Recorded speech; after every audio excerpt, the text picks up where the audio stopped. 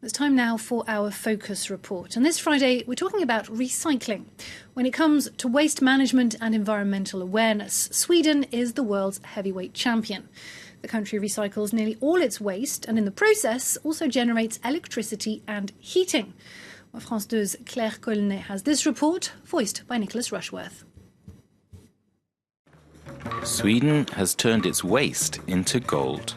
We're doing good business, and at the same time we feel good about it because we're helping protect the environment. Out of the 4.4 million tons of Swedish waste each year, just 1% is dumped in landfill. How do the Swedes manage to do that? How come they are so far ahead of other European countries in the recycling business? This shopping centre, 100 kilometres from Stockholm, looks no different to any other crockery and glassware, furniture, electrical goods off for sale. But all the items are in fact being recycled in a unique project. These computers, for example, are being repaired one by one for resale. And here you go, it's working again. Okay, and here comes a DVD player, and it also has a VHS tape player and recorder. And is it working? Okay, yeah, it works. I'm moving house, so there are many things that I won't be bringing along with me. That's how this treasure here turned up. Yes, and someone else can use them, and that's a good thing. A whole culture of recycling has sprung up in Sweden. This Frenchman, Jan, has been living in the country for 12 years and has adapted. He pays special care to sort all his kitchen waste. Take this banana peel, for instance. It goes here, the special bag for organic waste. The city of Stockholm supplies rubbish bags free of charge. The main rule is to separate the waste properly. This here is the bag for all the plastic waste. And I put the rest in here. Paper, magazines, glass and metal bottles. Consumers make a trip to a recycling centre on average twice a week. There's one nearby in every district, each with 7 recycling bins. What we do for the environment just becomes part of the routine, and that is a source of satisfaction. Each person has their own role to play in environmental protection.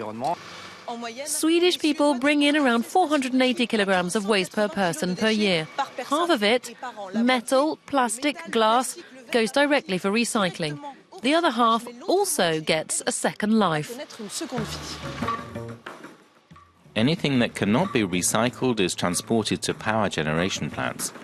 From household rubbish to used packaging, in all, 750,000 tons of waste is treated each year. Huge pincers drop waste into incinerators that turn it into energy. We have electricity producing turbines, and in the process we also generate heat, which is made available to Stockholm residents. 100,000 people get heating that way, and 200,000 people benefit from the electricity we generate. The power generation causes hardly any pollution. Authorities say CO2 emissions are 2 times lower than the limits allowed. The system works so well that to keep incinerators working flat out, Sweden treats waste from other countries. 10% of the waste our company treats here is, in general, imported. Where do they come from? Mostly from the United Kingdom. Sweden imported 1.4 million tons of waste in 2016. Waste exporting countries paid €36 per ton, bringing in more than 50 million euros. We see waste as a commodity, a product one can sell or buy, just like other forms of energy. Waste is an efficient source of energy, and it's also a very good way to reduce our environmental impact. Sweden wants to go further. It hopes to reuse 100% of its waste within 3 years and have no landfill sites at all. Well, for more on this, I'm joined in the studio by our guest. Fleur Berlingen is director of Zero Waste France. Hello, thank you very much for being with us. How long has it taken Sweden to get to this stage first? Well, it's a pretty long story. I think it started in the 70s with the first ambitious recycling programs. But in some other countries, progress is quicker. For example, in Italy, we have some regions who are improving very fast. Like in 2-3 years, they can reverse their statistics, which is pretty interesting for us. That's inspiring, absolutely. Now, it's not all rosy, or perhaps I should say green, for Sweden. For instance, your organisation rejects the idea that burning waste counts as recycling. Why? Yes, well, it's pretty simple. Burning waste is just destroying material versus recycling. Its goal is to reuse material and reuse resources. So we cannot consider burning waste as a form of circular economy, which is the idea that you should be in a cycle. But isn't it creating energy? Yeah, well, recovering heat is the least you could do. When you decide to burn waste. And also a problem with Sweden, as mentioned in the video report, is that they need to import waste from other countries so that the incineration plants are not empty.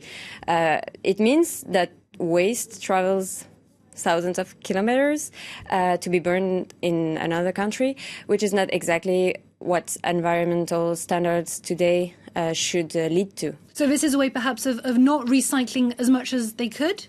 Yeah, well, in Sweden, the recycling has not really improved in the last 10 years.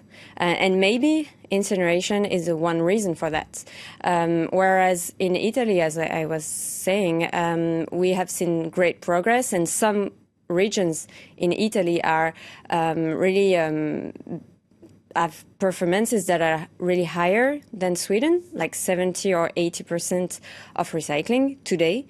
So it shows that it's absolutely possible. And I think that if Sweden was not so much involved in incineration, they could reach easily those standards. And what about here in France? What's the situation here? Well, in France, we're not as advanced in general. I mean, regarding recycling, we're about 40%, but we are also improving, and we will be improving in the next few years, also thanks to composting, because this is something that really makes a difference, because this is 30% of our garbage, and if we take it out and we compost it, for example, of course, it reduces the amount of waste that needs to be incinerated or landfilled.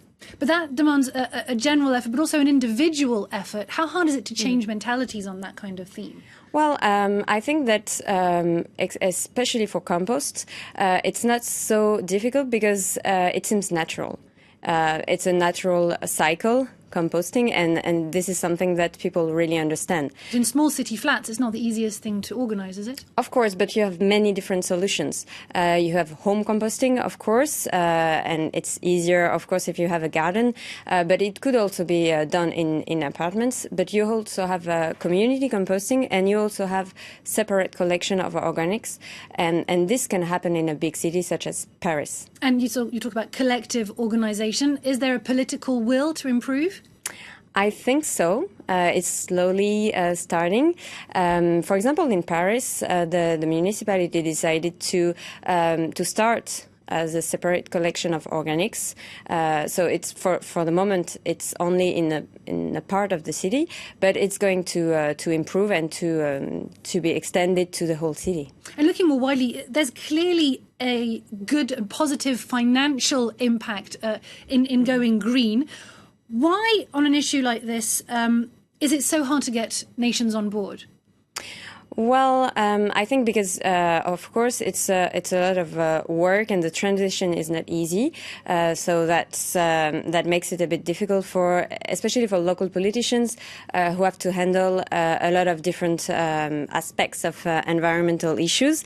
But in the long term, they know that it's a good thing also for the budget of the municipalities, and since they are currently under a great financial stress, I think it will be a stronger motivation in the next few years. So how does your organisation, Zero Waste France, help this?